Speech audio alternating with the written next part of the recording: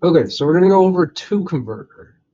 Do note that this is a custom feature, so make sure you watch this video right here before you do this.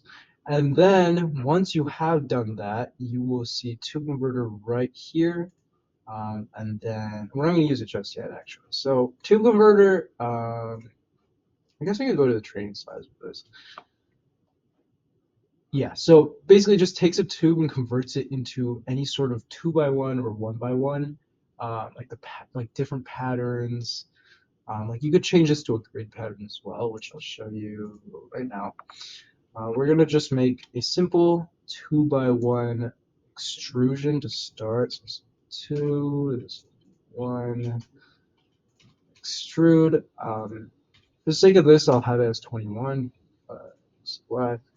So basically, what tube converter does is just take this and then it converts it into the 2x1s that we actually use. There's a couple like drop downs I want you to know about. So first of all, are like things you can change. First of all, this doesn't really matter. Don't worry about wall thickness because I can't like it's very wonky how it works. Um, don't if you need to change the if you want this to be like a 16th of an inch, you actually have to do it through here, the light width grid. That makes it thin, right? It still says 0.125, but now it's a light width grid. So just change these if you want to change it to the real thin walled ones. Yeah, so you have your normal, which would look like this. You can, by the way, you can play around with this as much as you want. With grid pattern, max pattern is these holes that we are very accustomed to. The other thing is you can change the or where it starts, where this pattern starts. Right now it starts in the middle. Typically you want to start at the very end. Yeah, you typically want to have it start at the very end. Yeah, you can have like pattern offset. You can change all of these. This isn't too important. Um, the other thing is you can name this part. Instead of before it had this, so originally it had part one, now it has this, whatever this is, and then you can change it to like my 2x1, and then it'll appear here. It'll just say my 2x1. There you go. And yeah, the other thing is you can make a 1x1 with this as well. So let's say, let me use some sketch. Yeah, let's make a 1x1 real quick. Okay, so if I were to also extrude you, I made you 1x1.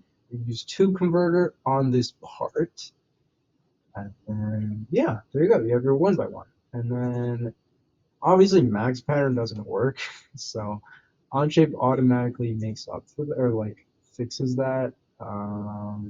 Yeah, normal. What is that? Okay. I'm not completely sure, but 1x1's supposed to be, yeah, a 16th of, oh, that's not a 16th. Yeah, I don't, I think that a 1x1's automatically supposed to be like that. Um, you could have all of this stuff changed as well, but typically we as a team always use max tube, so you don't need to worry about this too much. Hole size, I think this you can leave the same as well. Can't really change much here. Yeah. A 1x1, it's basically stuck like this because 1x1 doesn't really have too much variation. Again, custom name, we'll just call it my 1x1. And that's it. That's how tube converter works. If you're here, you're likely here because of the top-down design stuff.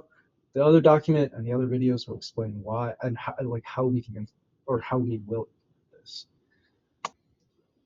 But yeah, that's pretty much it. I don't think there's too much else to cover.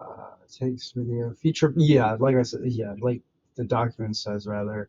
There's a lot in this that I went over. Yeah, that's pretty much it.